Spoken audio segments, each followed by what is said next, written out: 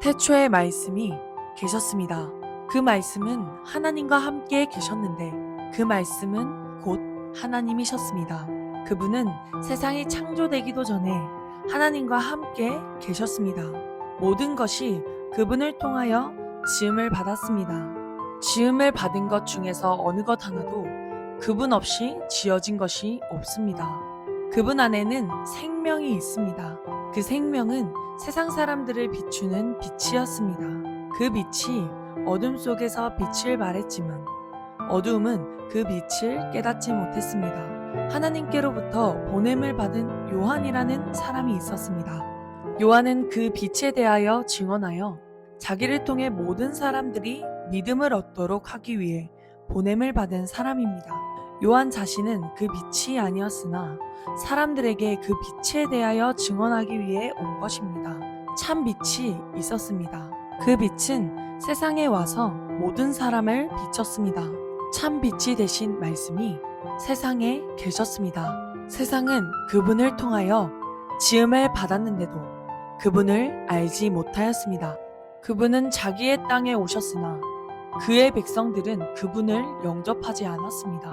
그러나 누구든지 그분을 영접하는 사람들, 그분의 이름을 믿는 사람에게는 하나님의 자녀가 되는 자격을 주셨습니다. 좋은 가문에 태어난 사람들만 하나님의 자녀가 되는 것이 아닙니다. 또한 어떤 사람들의 계획이나 바람에 의해서 그리고 그들의 조상으로 말미암아 하나님의 자녀가 된 것도 아닙니다. 다만 그들은 하나님 자신이 그들의 아버지라는 사실 때문에 하나님의 자녀가 된 것입니다. 말씀이 사람이 되셔서 우리 가운데서 사셨습니다. 우리는 그분의 영광을 보았습니다. 그 영광은 오직 아버지의 독생자만이 가질 수 있는 영광이었습니다. 그 말씀은 은혜와 진리로 충만해 있었습니다. 요한이 그분에 대해서 증언하며 외쳤습니다. 내가 전에 내 뒤에 오시는 분이 계시는데 그분이 나보다 더 위대하신 것은 내가 태어나기 전에 존재하셨기 때문이다 라고 말했는데 이분이 바로 내가 말한 그분이다. 그분의 충만하신 것에서 우리 모두는 넘치는 은혜를 받았습니다. 그것은 율법이 모세를 통해 주어졌지만 은혜와 진리는 예수 그리스도를 통하여 왔기 때문입니다. 지금까지 하나님을 본 사람은 아무도 없었습니다. 그러나 하나님이시며 아버지 곁에 계시던 독생자이신 분이 우리에게 하나님이 어떤 분이신지를 알려주셨습니다. 요한이 증언한 내용은 이렇습니다. 예루살렘에 사는 유대인들이 제사장과 레위인 몇 사람을 요한에게 보내어 당신은 누구십니까? 라고 묻게 했습니다. 요한은 그 질문에 거절하지 않고 대답했습니다. 그는 분명하게 말했습니다. 나는 그리스도가 아닙니다. 그러자 그 사람들이 요한에게 물었습니다. 그럼 도대체 당신은 누구십니까? 엘리야입니까? 요한이 대답했습니다. 아니요, 나는 엘리야가 아닙니다. 그러자 그 사람들이 물었습니다. 장차 오시기로 한 그 예언자입니까? 요한은 또 대답했습니다. 아닙니다. 그러자 그들이 요한에게 말하였습니다. 그렇다면 당신은 누구십니까? 우리는 우리를 보낸 사람들에게 보고해야 합니다. 대답해 주십시오. 당신은 자신을 무엇이라고 생각하십니까? 요한은 그 사람들에게 이사야 선지자의 말씀을 인용하여 대답했습니다. 나는 광야에서 주님을 위하여 길을 곧게 만들어라 하고 외치는 사람의 소리입니다. 보냄을 받은 유대 사람들 중에는 바리새인이 보낸 사람이 있었습니다. 그 사람들이 요한에게 물었습니다. 당신이 그리스도도 아니고 엘리야도 아니고 예언자도 아니라면 왜 사람들에게 세례를 줍니까? 요한이 대답했습니다. 나는 사람들에게 물로 세례를 줍니다. 그러나 여러분 가운데 여러분이 알지 못하는 한 사람이 서 계십니다. 그분은 내 뒤에 오시는 분이지만 나는 그분의 신발끈을 풀 자격도 없는 사람입니다. 이 모든 것은 요한이 세례를 주던 요단강 동편 베다니에서 일어난 일이었습니다. 다음날 요한은 자기에게 오시는 예수님을 보고 이렇게 말했습니다. 보십시오. 세상 죄를 지고 가시는 하나님의 어린 양이십니다. 이분이 바로 내가 내 뒤에 오시지만 그분이 나보다 더 위대하신 것은 내가 태어나기 전에 존재하셨기 때문이다 라고 말했던 분입니다. 나도 이분이 누구신지를 알지 못했습니다. 그러나 내가 물로 세례를 주러 온 이유는 이분을 이스라엘 백성들에게 알리기 위해서입니다. 또 요한이 증거했습니다. 나는 성령께서 비둘기처럼 하늘로부터 내려와 그분 위에 머물러 계신 것을 보았습니다. 나 역시 그분이 그리스도이신 것을 알지 못하였습니다. 그러나 나를 보내어 물로 세례를 주라고 하신 분이 너는 그 어떤 사람에게 성령이 내려와 그 위에 머무르는 것을 보면 그 사람이 성령으로 세례를 주실 바로 그분인 줄 알아라 하고 말씀하셨습니다. 나는 그분이 하나님의 아들이신 것을 보았고 그분이 바로 하나님의 아들이라고 증언하였습니다. 그 다음날 요한은 제자 두 사람과 함께 다시 그 자리에 서 있었습니다. 그는 예수님께서 지나가시는 것을 보고 말했습니다. 보아라, 하나님의 어린 양이시다. 제자 두 사람은 요한이 이렇게 말하는 것을 듣고 예수님을 따라갔습니다. 예수님께서는 몸을 돌려 자기를 따라오는 두 사람을 돌아보며 물으셨습니다. 원하는 것이 무엇이냐? 그들은 랍비님, 사시는 곳이 어디입니까? 라고 말했습니다. 예수님께서는 와서 보아라 하고 대답하셨습니다. 그래서 두 사람은 예수님과 함께 갔습니다. 그들은 예수님께서 머무르시는 곳을 보았고 그날 예수님과 함께 그곳에서 지냈습니다. 때는 오후 4시쯤이었습니다. 요한에게서 예수님에 대한 이야기를 듣고 예수님을 따른 두 제자 중 한 사람은 시몬 베드로의 동생 안드레였습니다. 안드레가 첫 번째 한 일은 그의 형 시몬을 찾은 일이었습니다. 그는 시몬에게 우리가 메시아를 찾았어 라고 말했습니다. 그리고 나서 안드레는 시몬을 예수님께 데려왔습니다. 예수님께서는 시몬을 보시고 내가 요한의 아들 시몬이구나. 이제 너를 게바라고 부르겠다 라고 말씀하셨습니다. 다음날 예수님께서는 갈릴리로 가기를 원하셨습니다. 예수님께서는 빌립을 만나시자 그에게 나를 따라오너라 하고 말씀하셨습니다. 빌립은 안드레와 베드로와 같은 동네인 벳세다 사람이었습니다. 빌립은 나다나엘을 만나고는 그에게 이렇게 말했습니다. 모세가 율법책에 썼고 예언자들도 기록한 그분을 우리가 찾았다. 나사렛 사람 요셉의 아들 예수님이 바로 그분이시다. 그러나 나다나엘은 빌립에게 나사렛에서 뭐 좋은 것이 나올 수 있겠는가? 라고 말했습니다. 빌립은 와서 보아라 하고 대답했습니다. 예수님께서는 나다나엘이 자기에게 오는 것을 보시고 여기 참 이스라엘 사람이 있다. 이 사람에게는 거짓된 것이 하나도 없다 라고 말씀하셨습니다. 나다나엘은 예수님께 저를 어떻게 아십니까? 하고 물었습니다. 예수님께서 대답하셨습니다. 빌립이 너를 부르기 전 내가 무화과 나무 아래에 있는 것을 내가 보았다. 나다나엘은 예수님께 선생님, 당신은 하나님의 아들이시며 이스라엘의 왕이십니다. 라고 대답했습니다. 예수님께서는 나다나엘에게 내가 무화과 나무 아래에 있는 것을 내가 보았다고 말해서 나를 믿느냐? 그러나 너는 그것보다 더 큰 일을 보게 될 것이다. 라고 대답하셨습니다. 그리고 그들에게 내가 너희에게 진리를 말한다. 너희는 하늘이 열리고 하나님의 천사들이 인자 위에서 오르락 내리락 하는 것을 보게 될 것이다. 라고 말씀하셨습니다. 3일째 되던 날에 갈릴리에 있는 가나라는 마을에서 결혼식이 열렸습니다. 예수님의 어머니도 결혼식에 참석하였고 예수님과 그분의 제자들도 결혼식에 초대받았습니다.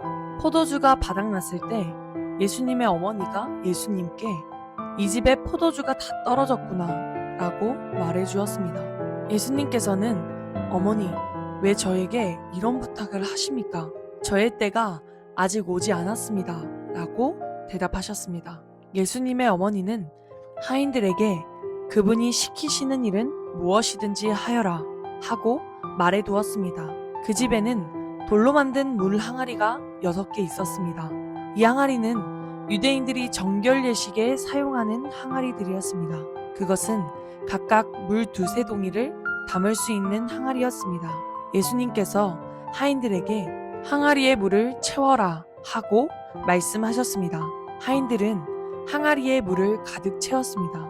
그러자 예수님께서는 그들에게 자, 이제 그것을 퍼다가 잔치를 주관하는 사람에게 갖다 주어라 하고 말씀하셨습니다. 하인들은 물을 떠서 잔치를 주관하는 사람에게 갖다 주었습니다. 하인이 떠다 준 물을 잔치를 주관하는 사람이 맛보았을 때 그 물은 포도주가 되어 있었습니다. 그는 그 포도주가 어디서 난 것인지 알지 못하였지만 물을 가져온 하인들은 알고 있었습니다. 잔치를 주관하는 사람은 신랑을 불렀습니다. 그리고 그에게 사람들은 항상 처음에 좋은 포도주를 내놓고 손님들이 취한 다음에는 값싼 포도주를 내놓는 법인데 당신은 지금까지 가장 좋은 포도주를 보관하고 계셨군요 하고 말하였습니다. 예수님께서는 이 첫 번째 표적을 갈릴리 가나에서 행하셨으며 거기서 그의 영광을 보여주셨습니다. 그러자 그의 제자들이 그를 믿게 되었습니다.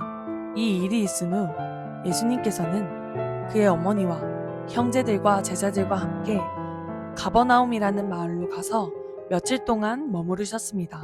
유대의 명절인 유월절이 가까이 오자 예수님께서는 예루살렘으로 올라가셨습니다. 예수님께서는 성전 뜰 안에서 소와 양과 비둘기를 팔고 있는 사람들과 또 상에 앉아서 돈을 바꿔주는 사람들을 보셨습니다.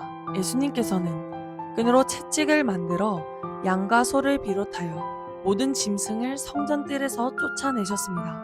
예수님께서는 돈 바꾸는 사람들의 상을 뒤엎으시고 그 사람들의 돈을 흩트리셨습니다. 그리고 비둘기를 파는 사람들에게 명령하셨습니다. 이것들을 여기서 치워라. 내 아버지의 집을 시장터로 만들지 마라. 이때 제자들은 성경에 주님의 집에 대한 나의 열심이 불처럼 나를 삼켜버렸다 라고 기록된 것을 생각하였습니다. 유대인들은 예수님께 당신은 당신에게 이런 일들을 행할 권리가 있다는 것을 증명할 무슨 표적을 행할 수 있습니까? 하고 물었습니다. 예수님께서는 이 성전을 허물어라. 그러면 내가 3일 만에 이것을 다시 세우겠다 라고 대답하셨습니다. 그러자 유대인들은 이 성전을 건축하는데 46년이 걸렸는데 당신이 3일 만에 다시 세우겠다는 겁니까? 라고 반문했습니다. 그러나 예수님께서 말씀하신 성전은 그분 자신의 몸을 가리키는 것이었습니다. 예수님께서 죽은 자들 가운데서 부활하신 후에 그분의 제자들은 예수님께서 이렇게 말씀하신 것을 기억하였고 그들은 성경과 예수님께서 하신 말씀을 믿었습니다. 예수님께서 예루살렘에 계시는 유월절 기간 동안 많은 사람들이 그분이 행하시는 표적을 보고 예수님을 믿었습니다. 그러나 예수님께서는 모든 사람을 알고 계셨기 때문에 자기 자신을 그 사람들에게 맡기지 않으셨습니다. 예수님께서는 사람들의 마음속에 무엇이 들어가 있는지 알고 계셨기 때문에 사람에 대해서 어느 누구의 증언이 필요가 없었습니다. 바리새인들 중에 니고데모라는 사람이 있었습니다. 그는 유대 공회의원 중 한 사람이었습니다. 어느 날 밤 니고데모가 예수님을 찾아왔습니다. 그는 선생님, 우리는 당신이 하나님께로부터 오신 선생님이라는 것을 압니다. 하나님께서 함께 하시지 않는다면 아무도 선생님께서 하셨던 일들을 행할 수 없습니다. 라고 말했습니다. 예수님께서 대답하셨습니다. 내가 너에게 진리를 말한다. 누구든지 다시 태어나지 않으면 하나님의 나라를 볼 수 없다. 니고데모가 예수님께 물었습니다. 사람이 이미 나이가 많아 어른이 되었는데 어떻게 다시 태어날 수 있겠습니까? 어머니의 태안에 다시 들어가 2번씩이나 태어날 수 있겠습니까? 예수님께서는 이렇게 대답하셨습니다. 내가 너에게 진리를 말한다. 누구든지 물과 성령으로 태어나지 않는다면 그 사람은 하나님 나라에 들어갈 수 없다. 사람이 육체적으로는 그의 부모로부터 태어나지만 영적으로는 성령으로부터 태어난다. 내가 너에게 다시 태어나야 한다 라고 말한 것에 너무 놀라지 마라. 바람은 제 맘대로 부는 법이다. 너는 바람 부는 소리는 듣지만 그 바람이 어디서부터 와서 어디로 가는지는 알지 못한다. 성령으로 다시 태어나는 모든 사람도 이와 같다. 니고데모는 이런 일이 어떻게 가능할 수 있습니까? 라고 물었습니다. 예수님께서 대답하셨습니다. 너는 이스라엘 선생인데도 이 일들을 이해하지 못하느냐? 내가 너에게 진리를 말한다. 우리는 우리가 아는 것을 말하고 우리가 본 것을 증언한다. 그러나 너희는 우리가 증언한 것을 받아들이지 않고 있다. 내가 너희에게 이 세상의 일들에 대해 말했는데도 너희는 나를 믿지 않는데 내가 너희에게 하늘의 일들을 말한다면 너희가 어떻게 믿겠느냐? 하늘에서 내려온 사람, 곧 인자 외에는 하늘에 올라간 사람이 아무도 없다. 모세가 광야에서 뱀을 높이 들었던 것처럼 인자도 들려야 한다. 그것은 그를 믿는 사람들에게 영생을 얻게 하기 위해서이다. 이와 같이 하나님께서는 세상을 사랑하여 독생자를 주셨다. 이는 누구든지 그의 아들을 믿는 사람은 멸망하지 않고 영생을 얻게 하려 하심이다. 하나님께서는 세상을 심판하시기 위해 그의 아들을 세상에 보내신 것이 아니라 자기 아들을 통하여 세상을 구원하시기 위해 아들을 보내신 것이다. 하나님의 아들을 믿는 사람은 유죄 판결을 받지 않는다. 그러나 그를 믿지 않는 사람은 이미 유죄 판결을 받은 것이다. 그것은 사람이 하나님의 독생자의 이름을 믿지 않았기 때문이다. 판결 내용은 이렇다. 빛이 세상에 와 있지만 사람들은 빛보다는 어두움을 더 좋아하였다는 것이다. 그들이 어두움을 더 좋아하는 것은 그들의 행위가 악하기 때문이다.